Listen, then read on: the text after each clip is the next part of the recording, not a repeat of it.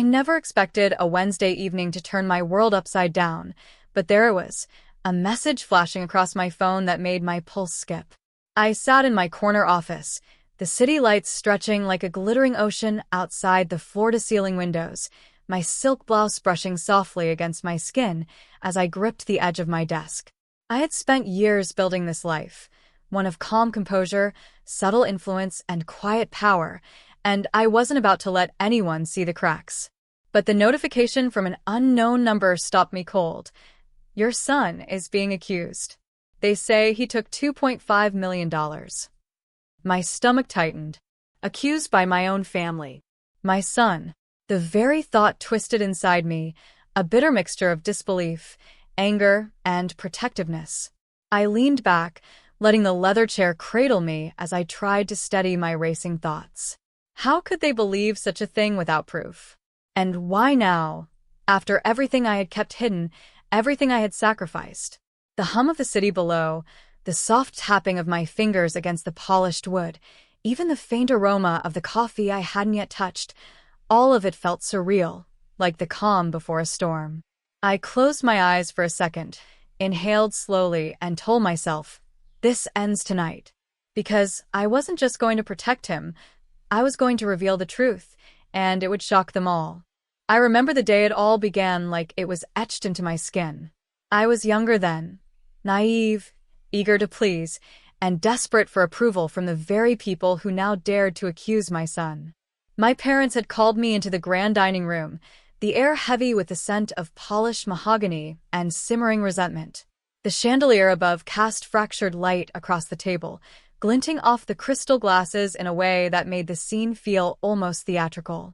You'll never amount to anything, my father said, voice low but sharp, as if the words could slice through my dreams.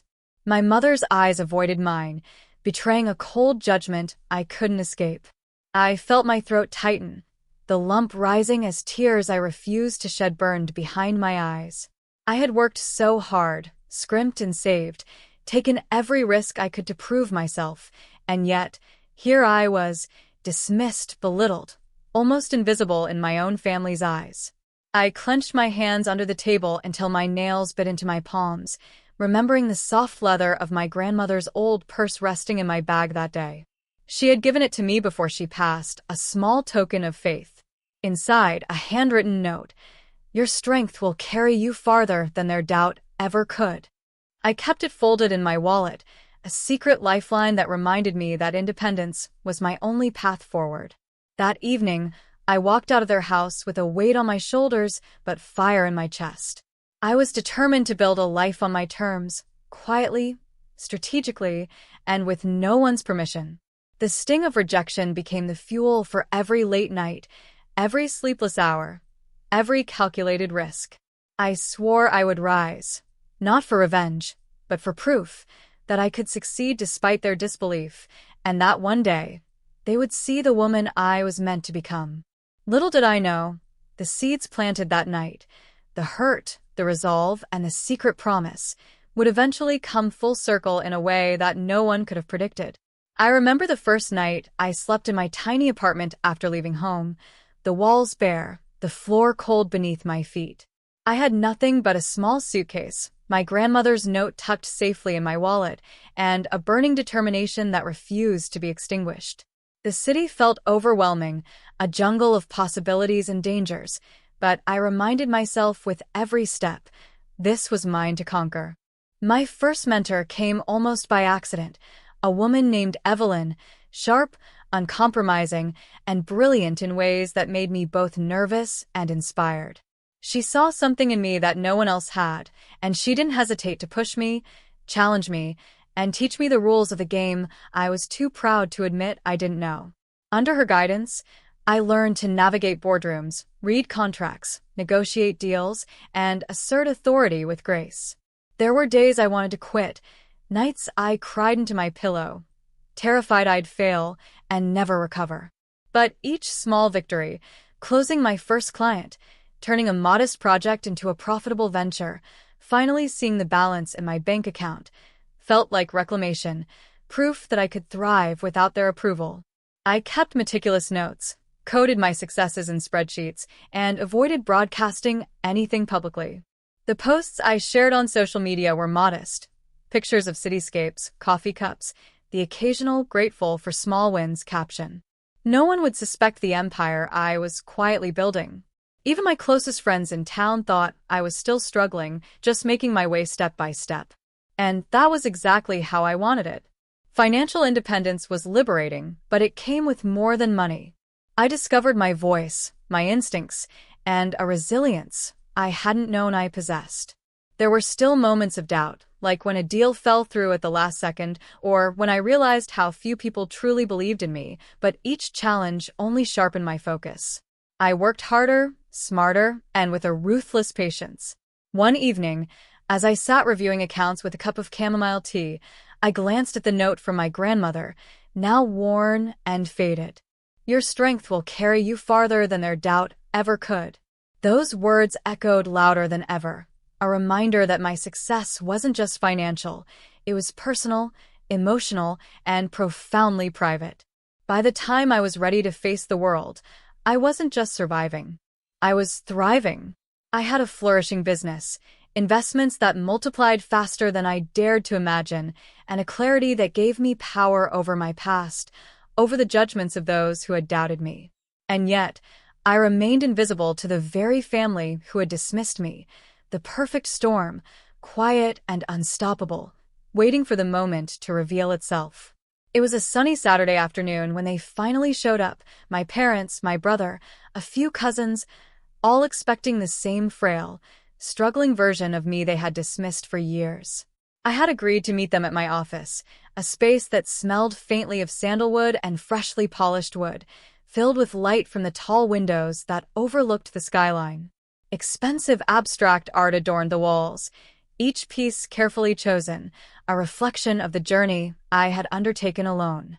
My desk gleamed, my chair perfectly positioned, and my laptop open with spreadsheets that represented not just dollars, but years of determination, sleepless nights, and perseverance.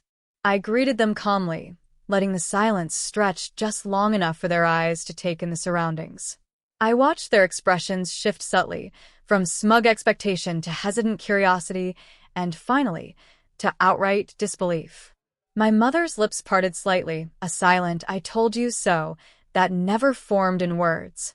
My father's brow furrowed, as if trying to reconcile the woman in front of him with the one he had spent a lifetime underestimating. Then I let them linger a moment longer before speaking. "I'm glad you came," I said softly, letting my words roll over them like a wave. "I wanted you to see for yourselves. This is who I am now." I gestured toward the office, toward the evidence of my success. Each client file, each investment portfolio, each carefully curated achievement. This isn't luck. This isn't chance. This is what I built when I was left to my own devices. They were quiet. Shock hung thick in the air, mixing with a faint scent of my chamomile tea. Then I brought out the bombshell, the one they would never see coming. "And there's one more thing," I said, letting my voice lower, deliberate, resonant. "The $2.5 million your accusations pointed to, the Swiss bank didn't log it to my son. They logged it to me, to my account." Their jaws dropped. My brother stumbled backward as if the floor had shifted beneath him. My father's hands shook slightly, and my mother's face went pale, a complex storm of disbelief, guilt, and embarrassment crossing her features. The air itself seemed to hold its breath. I let the silence settle. I watched them, observed every microexpression, every flicker of realization. They had assumed weakness, assumed dependency, assumed ignorance. But all along, I had been quietly amassing not just wealth, but power and agency, standing guard over my family's honor without their knowledge. My son, completely innocent, had been protected while their accusations fell harmlessly into my carefully orchestrated plan. The irony wasn't lost on me. The very people who had doubted me, who had belittled me, were now confronted with a truth they couldn't ignore. I leaned back slightly in my chair, letting my eyes sweep over them. "This is reality," I said. "This is the woman I became when left to her own devices. And now, It's time you understand that your assumptions have consequences. For the first time in years, I felt the rush of complete control, the balance of power finally tipping in my favor. The room was thick with tension, the kind that hums in your bones when the balance of power shifts, and I could feel it settling firmly in my hands. I let my family absorb their discomfort, watching as pride, shame, and astonishment warred across their faces. For the first time, I held the upper hand, and I knew exactly how I would wield it. I could have taken it all personally, I said, letting the words roll slowly, deliberately. I could have cut ties, walked away, and left you to your assumptions. But I won't. Not completely. Because family matters when boundaries are respected. My eyes swept over them, catching the nervous twitch of my brother's fingers and my mother's tightly clasped hands. But if we are going to move forward, there are conditions. Rules for rebuilding trust, for repairing what's been broken. I began with my parents. You will each see a counselor. I want you to confront the ways you've belittled and dismissed, to unpack the toxicity that's lingered in our family for decades. It's not negotiable.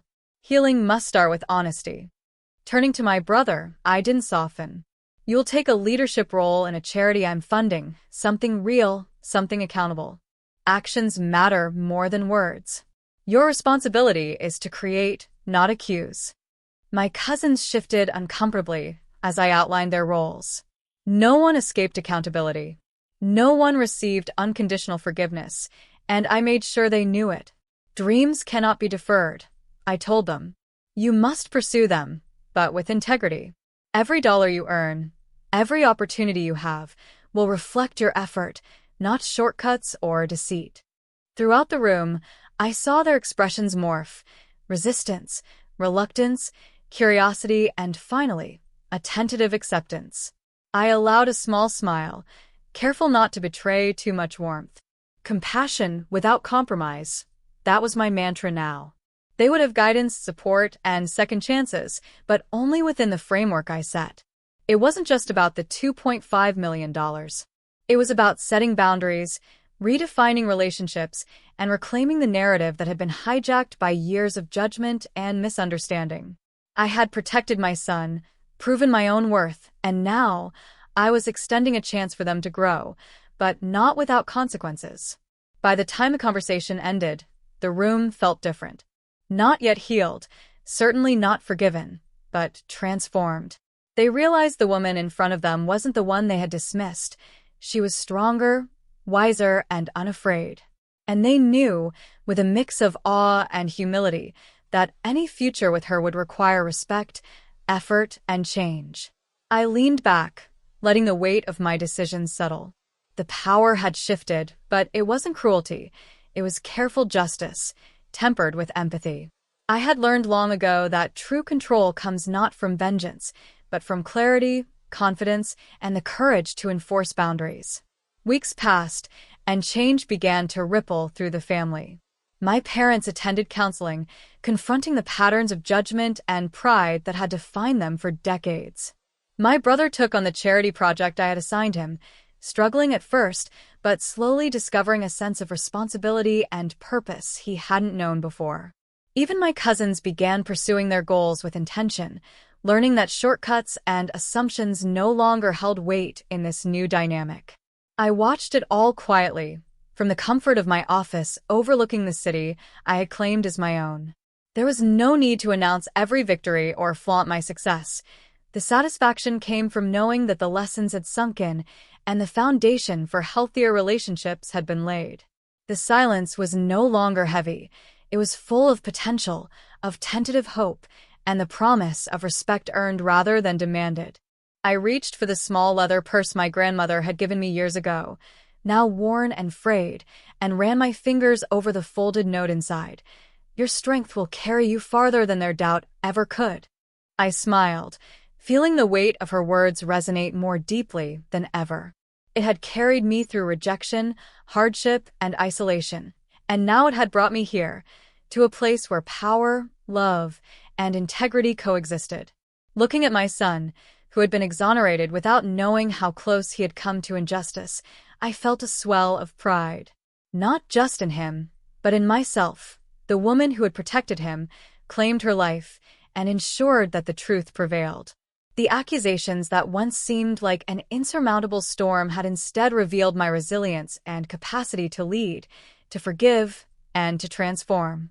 I breathed in the scent of the tea that still lingered on my desk, listened to the hum of the city below, and realized that nothing could shake the clarity I had earned.